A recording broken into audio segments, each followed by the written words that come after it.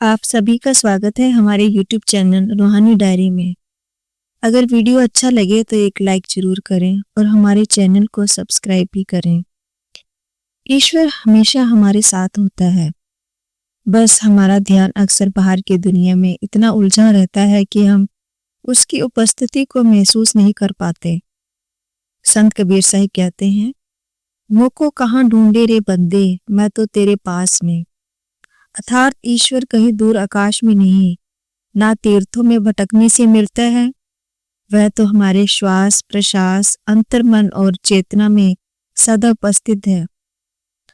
आज की कहानी एक लड़के की है जो हर साल उसके माता पिता उसे गर्मी की छुट्टी के लिए दादी के घर ले जाते थे और वह 2 हफ्ते बाद उसी ट्रेन से घर लौट आते।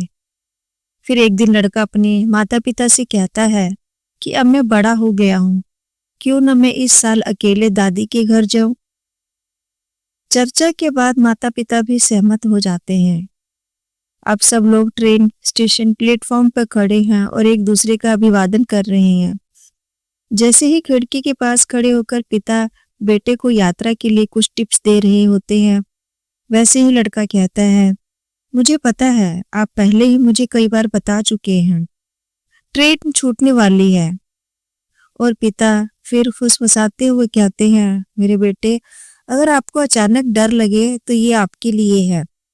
और वह लड़के की जेब में कुछ डाल देते हैं। अब लड़का बिल्कुल अकेला है, पहली बार अपने माता पिता के बिना ट्रेन में बैठा हुआ।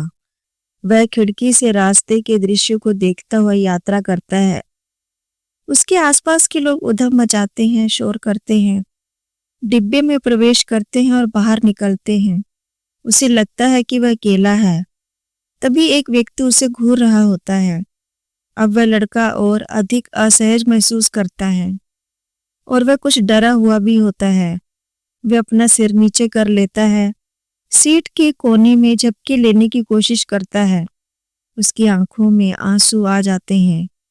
उस समय वह अपने पिता को जेब में डालते हुए कुछ याद करता है।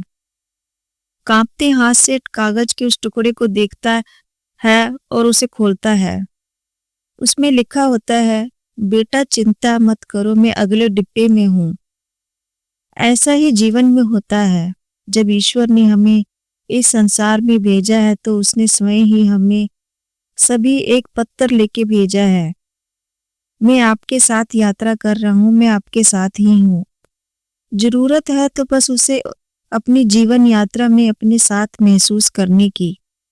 तो बस घबराओ मत, उदास मत हो, उस पर विश्वास करो, उस पर विश्वास रखो। हमारी यात्रा के दौरान भगवान हमेशा हमारे साथ होते हैं।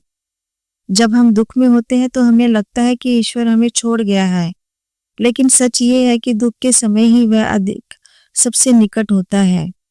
जैसे माँ बच्चे को चलना सिखाते समय कभी कभी हाथ छोड़ देती है ताकि बच्चा अपने पैरों पर खड़ा होना सीखे, पर माँ पास ही रहती है। ईश्वर हमारे साथ 3 रूपों में रहता है।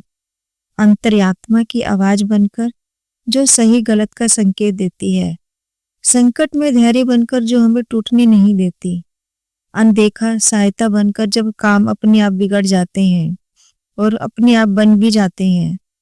समस्या ईश्वर की उपस्थिति नहीं बल्कि मन की चंचलता है। मन बाहर भागता है और ईश्वर भीतर बैठा प्रतीक्षा करता है। जब मन शांत होता है तब अनुभव होता है कि हम कभी अकेले थे ही नहीं। रविदास जी ने भी कहा है, हरि मेरे साथ सदा संगी हैं, इसलिए निश्चित रहिए।